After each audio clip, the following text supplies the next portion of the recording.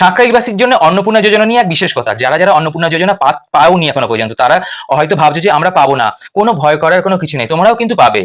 মনে রেখো, পশ্চিমবঙ্গে কিন্তু 1,60,00,000 মহিলা অন্নপূর্ণা ভান্ডারে আবেদন করেছে, তার মধ্যে পেয়েছে 1,09,82,378 জন।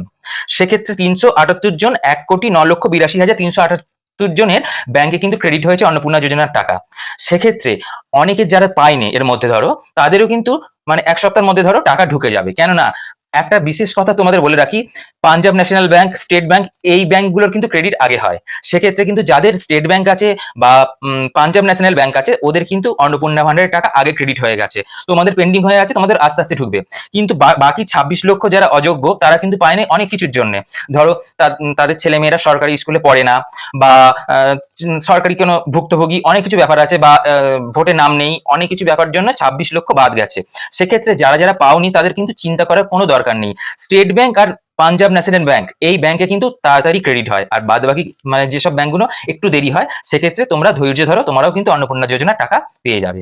ধন্যবাদ।